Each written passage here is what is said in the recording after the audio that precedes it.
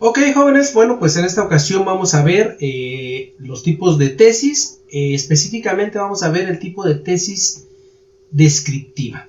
¿Sale? Ok, pues vamos a ello.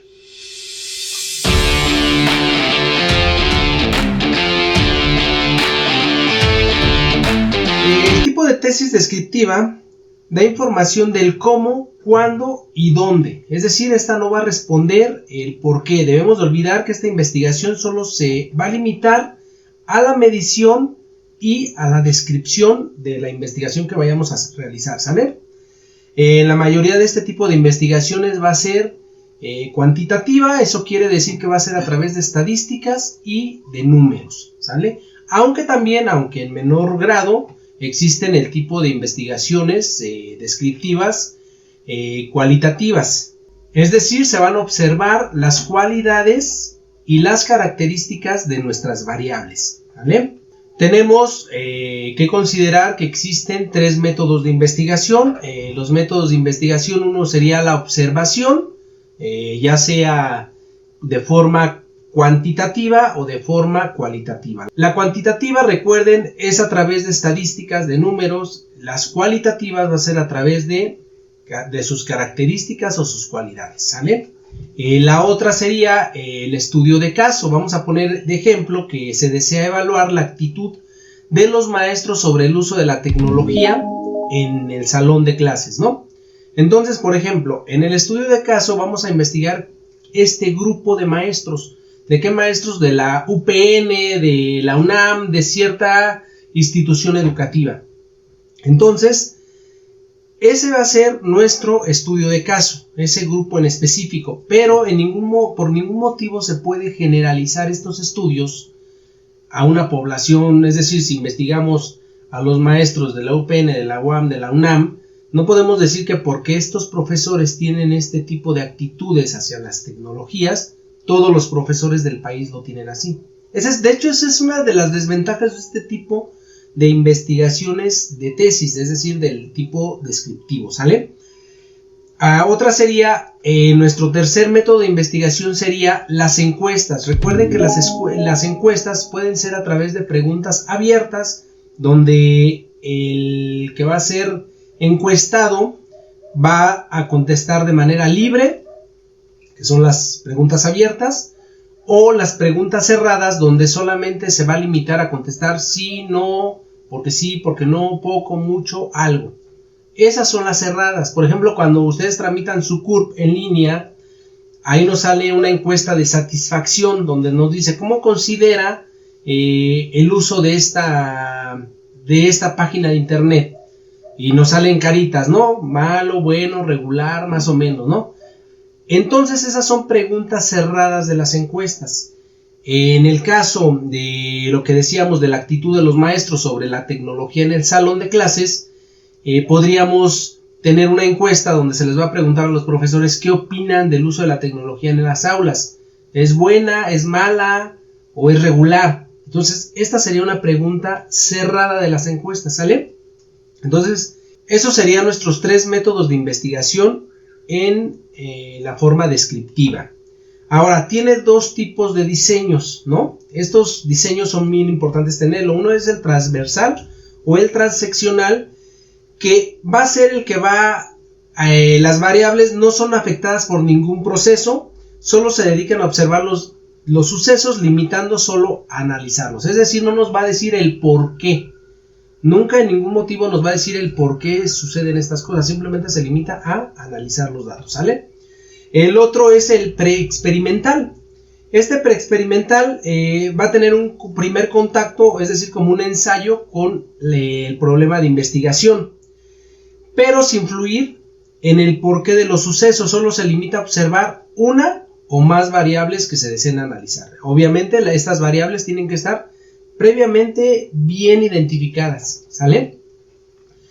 En este tipo de diseño preexperimental existen dos formas para llevar este tipo de análisis. Uno es el estudio de caso, donde se va a considerar solamente el cómo reaccionan por ejemplo, en el caso de los profesores al utilizar medios digitales en el salón de clases, únicamente se va a limitar a que se les va a dar no sé, la tableta, se les da a estos profesores, se les da la tableta y los profesores van a empezar, ahí es donde vamos a ver qué actitudes van a tomar sobre el uso de esta tecnología.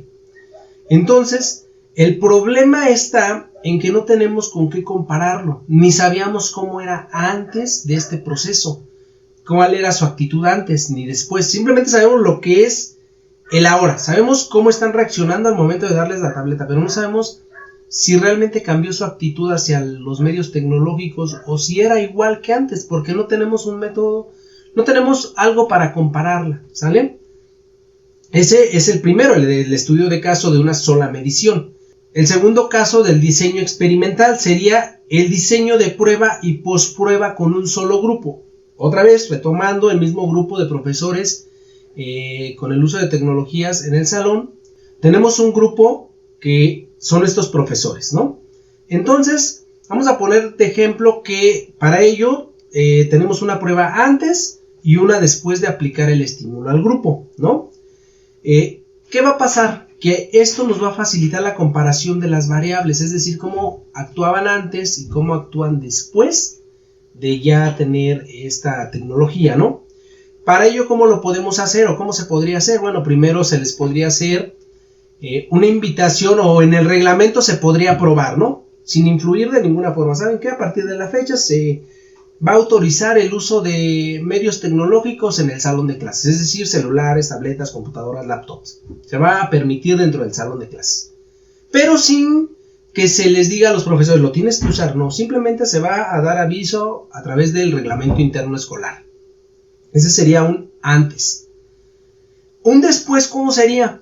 Pues al momento de darles a lo mejor una plática informativa de las ventajas y los beneficios que tienen este tipo de tecnologías, ¿no? Por ejemplo, se les puede hacer la invitación al uso de la educación inversa o el Flipped Classroom. Bueno, para que más o menos tengan ustedes conocimiento de esto, esta técnica consiste en que yo, profesor, les digo, ¿saben qué? Vamos a investigar sobre los sucesos de la revolución industrial. Yo les doy una serie de videos, comúnmente de YouTube. Les digo, ¿saben qué? Vean este video y lo discutimos posteriormente en clase. Se le llama clase invertida, ¿por qué? Porque ustedes van a investigar, van a ver esos videos por su cuenta, los van a analizar por su cuenta y en el salón de clases lo vamos a retroalimentar. Es decir, al platicarle este tipo de pruebas a los profesores, nosotros vamos a, ahora sí ya se les va a entregar, no sé, la tableta, la laptop o cualquier instrumento tecnológico para que lo usen en el salón de clases. Entonces ahí sí ya sabemos un antes, es decir, cuando solamente se dijo en el reglamento qué actitud tenían hacia las tecnologías y una vez que se les dio el curso, se les enseñó qué métodos, qué estrategias pueden usar con las tecnologías en el salón, ver cuál es ahora su desempeño, cuáles son sus actitudes hacia esos métodos tecnológicos. Es decir, tenemos un antes y tenemos un después, ahí sí podemos comparar y podemos decir si realmente fue positivo o no fue positivo. Podemos describir cómo fue el cambio, ¿sale? Lo único que tiene de desventaja este tipo de diseño, o de diseño de prueba, es que no podemos tampoco generalizarlo. Es decir, no porque lo hayamos realizado esto en un grupo de la UPN, lo vamos a poder generalizar a todos los profesores de todo el país. ¿Por qué? Porque se limita únicamente a los profesores de la UPN, no lo estamos comparando con otros grupos ni nada, simplemente se analizó este grupo, cómo eran antes y cómo eran después, ¿vale? Otro siguiente punto serían las ventajas de este tipo de investigación descriptiva. Bueno, los tiempos suelen ser menores, así como sus costos. Obviamente al tener menos tiempo se tienen menos costos, tienes que viajar a menos lugares simplemente. Muchas veces la información la encuentras en los libros o dependiendo de qué quieras hacer tu investigación, ¿no? Y acuérdate que porque solamente se describen los sucesos, no se da un porqué, simplemente describes ciertas variables, ¿sale? Este tipo de investigaciones son muy útiles porque aportan gran cantidad de datos para futuras investigaciones que se quieran realizar con los datos que se hayan recabado en esta investigación descriptiva que llevaron a cabo ustedes. Una desventaja es que en primera no puedes generalizar estos datos que tú saques o concluyas, porque a veces, como en el caso de los profesores, con el uso de la tecnología en los salones, simplemente se limita a ese grupo. No podemos generalizarlo, eso sería uno, y no explica el suceso del por qué pasan las cosas. Simplemente se limita a describirlos, ¿sale? Esa sería, yo creo que su principal desventaja. Ahora, la parte importante o lo que a ustedes les puede interesar es qué tipo de investigaciones o cuáles serían unos ejemplos para hacer este tipo de investigaciones. Bueno, uno podría hacer desde lo histórico, que a mí me parece que se puede utilizar mucho en el área histórica, sería, por ejemplo, ver cómo se dio la conquista en México, es decir, con qué grupos indígenas tuvieron los primeros encuentros, cómo se fue desarrollando esta conquista a través del tiempo, pero únicamente se va a describir el cómo en este caso, no el por qué, ¿sale? Otro sería cómo surgió la revolución industrial. Bueno, esto podríamos verlo desde el sentido de cómo fueron dándose estos sucesos, qué es lo que lo originó, cómo se fueron dando estos procesos, y podemos incluso relacionarlos, no sé, con la conquista del Nuevo Mundo o con el descubrimiento de América, y podemos también verlo con la caída de Constantinopla, y más o menos así podríamos ser, pero recuerden, solamente se van a describir los sucesos, no el por qué, ¿sale? Ahora, otro tipo de investigación sería ya más actual. Por ejemplo, si queremos saber qué tipo de refresco es el más consumido, ¿no? A lo mejor podemos poner, esto sería a través de una encuesta, no sé, ¿qué refresco prefieren? ¿El Jarrito, la Coca, la Pepsi? ¿No? Y entonces de ahí podemos sacar datos numéricos de qué refresco es el que más prefieren. Esto sería descriptiva. Acuérdate que estamos en una investigación descriptiva. Otra sería el censo de población. Recuerden que cada 10 años se lleva en el país este censo que lleva a cabo el INEGI, ¿sale? Y esto básicamente lo que va a ver es el tipo, la población, ¿no? ¿Cuántos somos de población? El lugar de vivienda, los tipos de trabajo, los salarios. Eso es lo que hace este tipo de censos, y también es un tipo de investigación descriptiva. Otra sería las elecciones.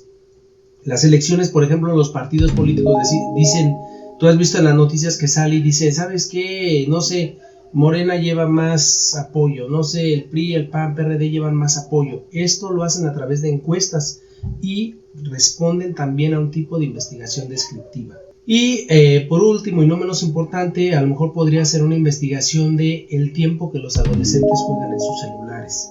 Es decir, van a decir, ¿saben qué? Más o menos los adolescentes juegan 2, 3, 5 horas en sus celulares, y a lo mejor se puede deber al ocio, a lo mejor se puede deber a la falta de otros entretenimientos, pero no vamos a ver nosotros el por qué. Simplemente lo que queremos saber es el tiempo, cuánto, ¿sale? Y acuérdate que algo muy importante es que este tipo de investigación descriptiva únicamente se va a basar o va a centrarse en describir los sucesos, acontecimientos, características del qué, cómo, cuándo, no el por qué de estos sucesos o de estas variables, ¿ok? Entonces, recuerda que este es nuestro segundo video de una serie de videos que vamos a estar realizando con la intención de que ustedes tengan una idea más o menos clara de cómo se realiza una tesis, qué tipo de tesis hay, y cada uno de los apartados o de la estructura de la tesis, ¿sale? Entonces, sin más que decir, eso es todo por este video. Te invito a que te suscribas, a que comentes y dejes tu like. Hasta la próxima.